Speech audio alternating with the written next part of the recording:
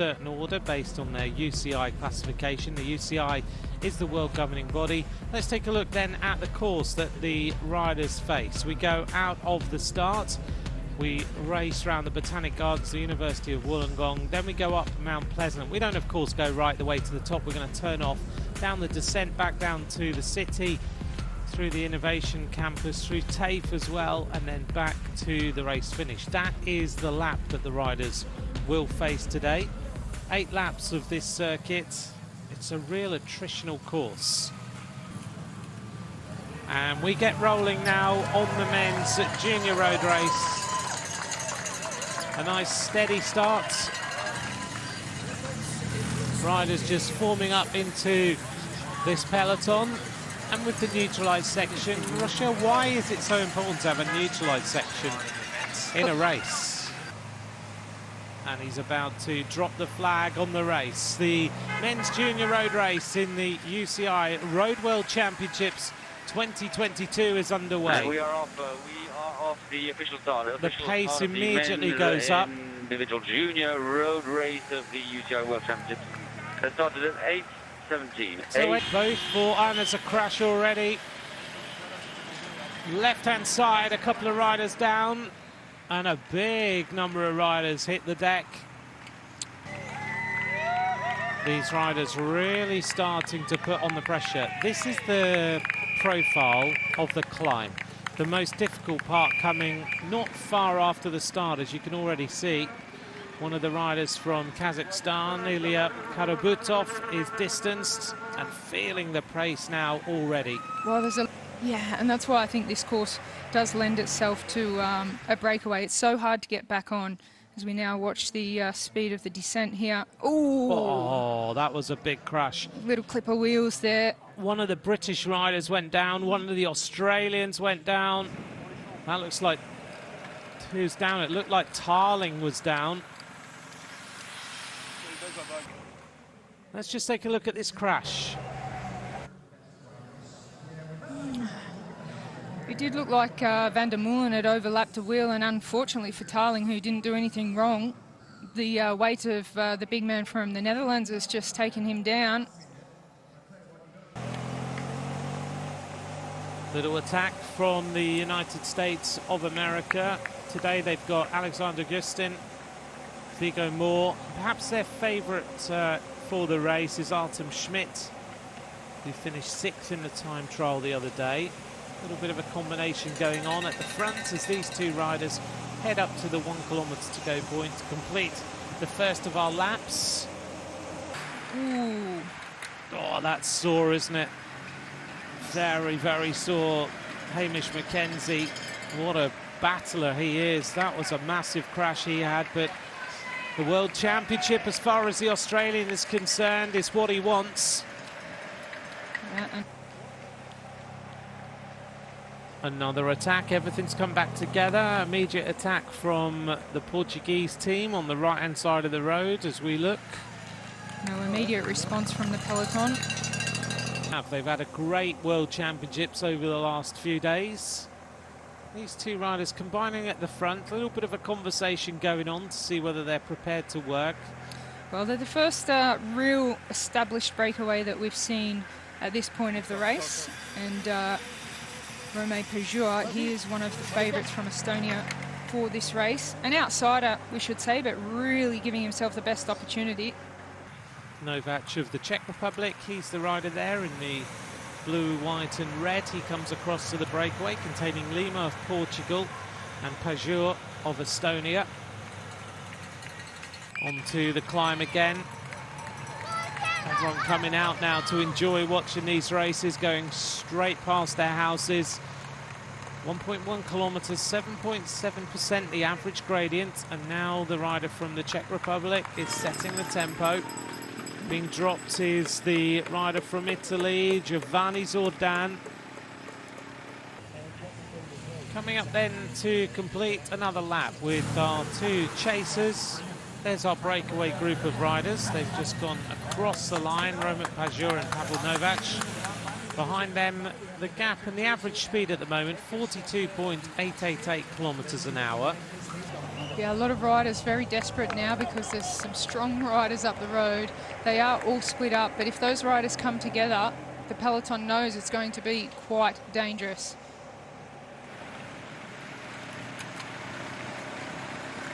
The more tired the riders in the peloton get. The fans are out. Well, everyone's getting in the spirit of the racing, aren't they? Well, very relevant to see the boxing kangaroo there. Just like Hamish McKenzie, who will come through, he'll no doubt be inspired by that flag. This is the tough part of the course. This is where we see the strength of the riders.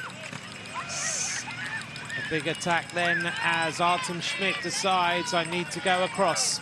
I'm going to use this as my springboard to get to the leaders. Zach Walker now putting on a big turn to see if he can get himself across. Oh, and Hamish McKenzie suffering really badly on this climb. Well, he knows this is the moment. Oh, a little crash there from number 51. And now as we continue, we've got 6 riders at the front. And those 6 riders are now starting to grow their advantage. Here they are from Estonia, Roman Pajur, Pavel Novac of the Czech Republic, Benjamin Eckersdorfer of Austria, Viggo Moore of the USA, Zach Walker of Great Britain, and Artem Schmidt of the USA. This rider desperately trying to get across. This is a big attack by the Portuguese rider. This is Antonio Morgado. He had some help from his teammate to establish a breakaway and to put him in a good position to try and go across. And if it looks like he's going to go across, you might see a little bit of a lull in the peloton.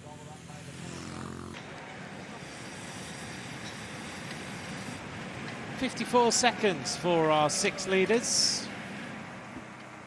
The Portuguese rider, having looked like he was going to get across easily, is perhaps not going to now. So, strange move now from number 76 of Austria. He's moving all over the track. Is he trying to show his competitors that he's got good legs, or is he struggling and just using the easiest way to get up the climb to conserve some energy? He's a rider. I've been watching him in this front group of riders. He rides like none of the other riders. He sits off the back. Yeah, is it showboating a little bit, or is he just trying to get the gradient out of the climb? Here's Josh Tarling. One of the race favourites, Josh Tarling, out of the race, but look at the amount of damage down that right-hand side. Cuts on the shin, the hip, all over that shoulder, which he's now carrying a little bit more carefully. Well, back to his teammate now, out in front, doing a great job. Zach Walker for Great Britain. Chasing group contains Nordhagen there on the left-hand side from Norway. Manier is in there, Herzog of Germany, Ragilo also of Estonia, Morgado of Portugal, Cadillac of the team of Czech Republic, and they've joined up with Eckersdorfer. Heading across the line with 3 laps to go, and our leading group still numbers now 5 riders as they continue to try and stay away from the group of chasers that are putting in a concerted effort to try and bring this race back together. 7 riders in the chase. Let's see what the gap is when they make their way across the line. Margado of the team of Portugal there on the front. Trying to get a bit more emphasis on chasing hard here. The average speed of this race, 42.582 kilometers an hour. The gap is 27 seconds to Morgado, Nordhagen, Herzog, Manier, Ruggiero, Cadillac and Eckersdorfer. Then we've got the gap back to the next group of chasers containing the rider who crashed right at the beginning. The cars are getting pulled out. That's ominous for the breakaway now. They know exactly what that means. That means that the chase is very, very close. If there's no cars behind the breakaway, that means the chase is about to make contact, and you can see the work being done in this chasing group. I'd love to see those 5 riders out in front stay away for the day. They've done so much work, but it's not looking like that will happen. You said a little while ago that the French are being patient. Well, look at the patience. It might be about to pay off. They have 5 riders in this group, so they are in a very good position. They have gambled a little bit by not doing the work, letting the other teams really do the hard chasing and just sitting and being patient. The Australian team have got Oscar Chamberlain in this group. Chamberlain's been sitting on the back, being very, very clever, not using any energy whatsoever. Also Cameron Rogers, and the junction is about to be made. This front group of riders have been away on the attack. Peugeot went on the attack with 112.6 kilometres to go. What a sensational ride from the Norwegian, Nordhagen. He is really, really the rider that's done all the work to bring back these 5 riders. It looks like it's the end of the breakaway for them. They have done a superb job. And oh, that's painful, isn't it? You nearly get there and suddenly the legs give out. Leandre Louzouet of France just can't go. And France, having stayed calm, stayed with the moves, can't suddenly get their riders into the front group. They also lose Noah Isidore, one of the riders from Eritrea, suffering. That's Yoel Gebregrich. And still, Zach Walker presses on. 25 riders now in this front group as we, for the first time today, since 112.5 kilometres to go, get what is a proper peloton of riders together.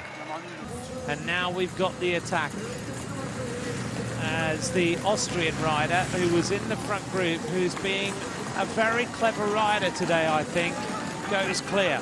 Attack of Benjamin Eckersdorfer. 2 laps of racing to go in this Junior Men's World Championship. well, the Austrian was in one of the breaks, wasn't he? And then he took a little bit of a rest in the peloton, and now he has got a 10-second lead over Artem Schmidt, who leads the group through the finish line.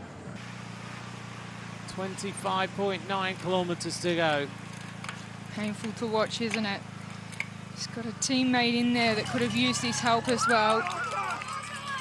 Now a little attack on Mount Pleasant. It comes from the Dutch rider. This is Huijsing. Menno Huijsing starts to up the tempo. And everyone wants to stay in contact. You can see the riders giving absolutely everything. And it's Portugal again, and the French rider looking very pretty. We've still got Zachary Walker of Great Britain having a sensational ride. He looks comfortable just in the back there. Emil Herzog of Germany just leaving the gap there. But Morgado goes clear.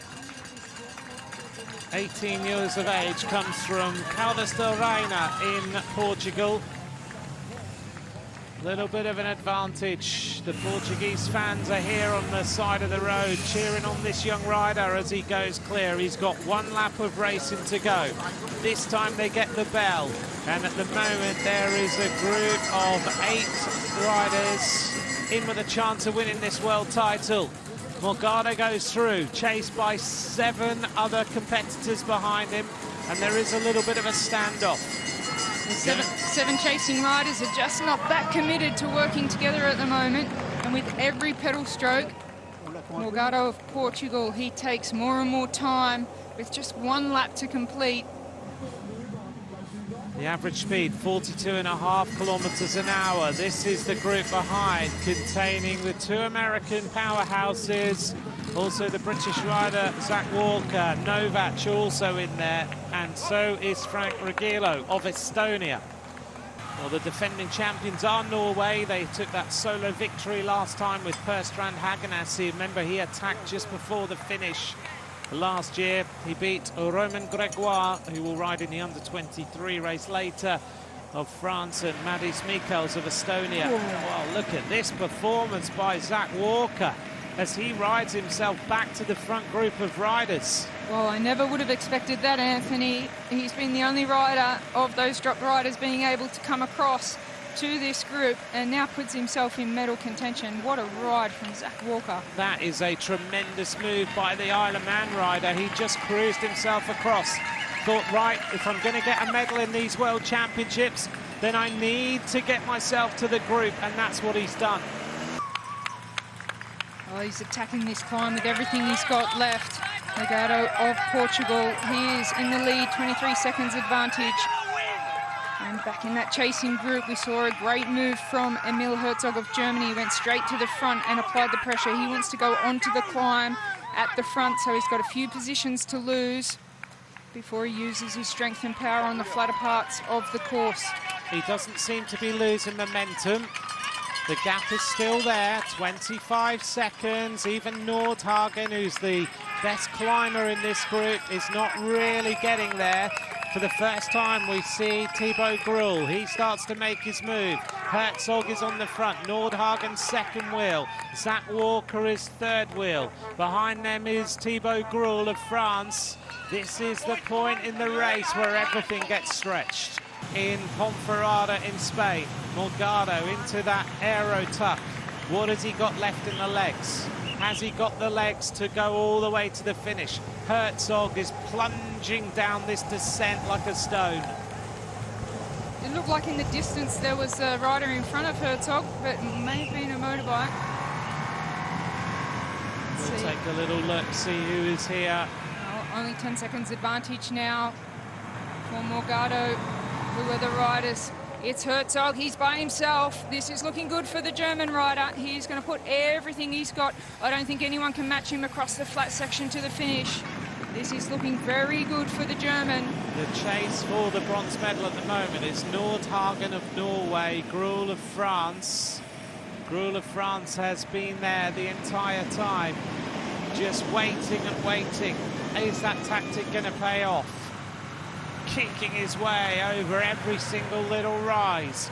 Full commitment by Morgado, who went on the attack with one lap of racing to go and is still there. 11 seconds his lead, 21 to the bronze medal positions. I'll take the ride into the finish because Herzog, he cannot sit up from this point. He just has to ride all the way to the finish. Herzog will come past and Morgado will sit on the wheel, and then we will have a very exciting finish, because if they start to play around, then they have a bunch just 38 seconds behind them and in sight. And Herzog says get on the wheel, and he will hope that Morgado will work. But the attack comes now, and it comes from the British rider Zach Walker, who wants to get them across and take the gold medal. He doesn't want the bronze. 800 metres of racing to go. What a race we've had. The powerhouse Herzog, who's done everything right, maybe apart from the question that he asked on the run into the finish.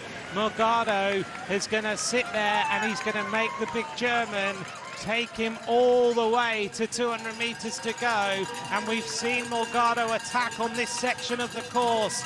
Germany lead.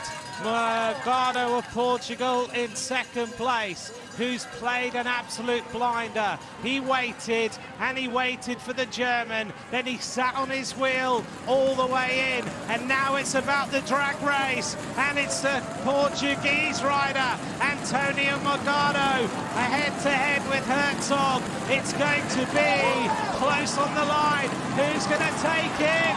Oh, and the German does take it. Herzog gets it on the line. Finally, he managed to get past Morgado. A fair sprint, but what a race that was. Well, aren't we glad that Morgado said, no, let's race it to the line, mate. That was a fair and square win. They raced it head-to-head. What a drag race to the finish. It looked like Morgado had it until the last 20 metres, and Herzog just coming back. And here's the sprint for the bronze medal. Here is the sprint for the bronze medal. The silver and gold have gone. On the front is Viggo Moore. Getting ready for the sprint is Artem Schmidt. Schmidt of the USA, as he tries to go through to take the bronze on a day that America really have done everything they can to get a medal. It's Schmidt on the front, making his move on the outside. Here comes the Belgian rider. It's a bronze medal for Vlad van Mechelen of Belgium.